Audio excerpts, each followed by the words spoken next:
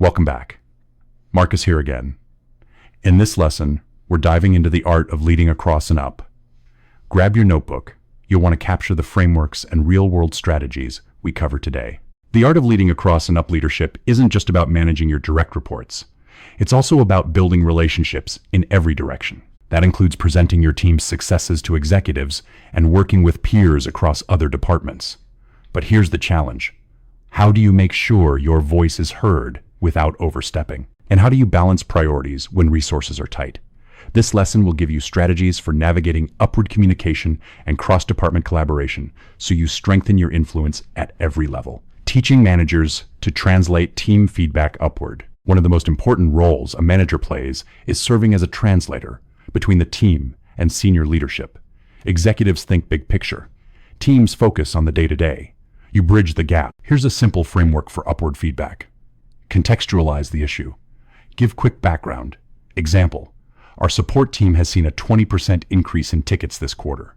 Present data and trends. Show the why. Example, this spike aligns with our recent product update. Propose a solution. Don't just present problems. Example, we propose reallocating one team member to peak hour coverage. Highlight alignment with organizational goals. Show how your solution fits company objectives. Example, this helps us enhance customer experience and boost loyalty. Reflection prompt for your notebook. Think of a time when your team's concerns weren't addressed by leadership. How could you reframe that feedback to make it resonate more? Communication frameworks for cross-department collaboration. Cross-department collaboration often breaks down because each group has its own jargon, priorities, and timelines. That's why the clear framework works. Clarify goals.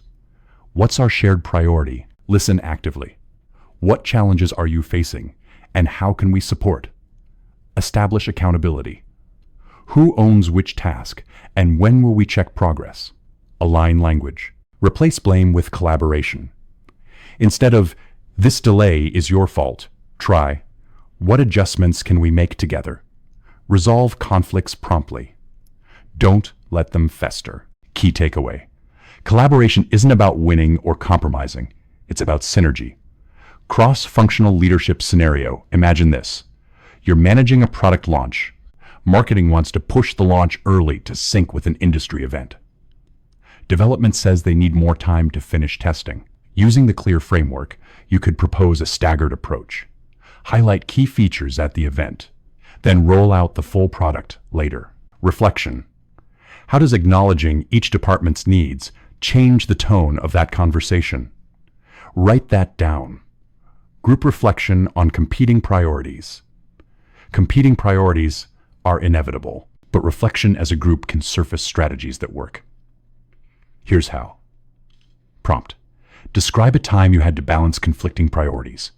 Share both successes and mistakes. Compile insights in a shared doc for future use.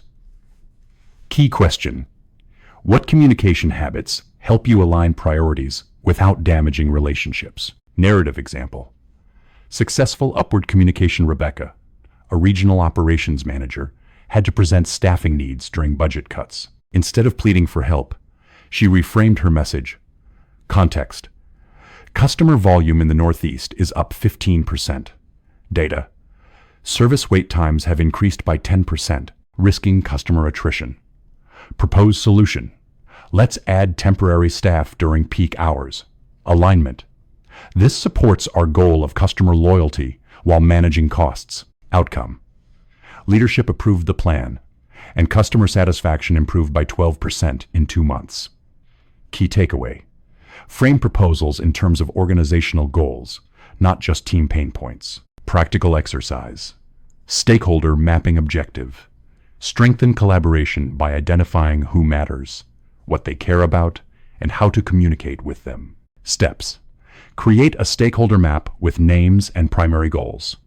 Define the best communication channel for each. Review and update regularly as priorities shift. Notebook action. Sketch a quick stakeholder map for your current project. End of chapter summary. Key takeaways. Upward communication works best when you translate feedback into solutions aligned with company goals. Cross-department collaboration depends on clarity, accountability, and empathy. Group reflections help teams learn from each other's wins and challenges, guiding questions. When was the last time you translated feedback upward? How did it land? How do you approach peers when priorities clash? What steps will you take to keep collaboration both productive and positive? Managing across and up requires resilience. In the next lesson, we'll tackle leadership burnout, how to prevent it, and how to build long-term endurance as your responsibilities grow.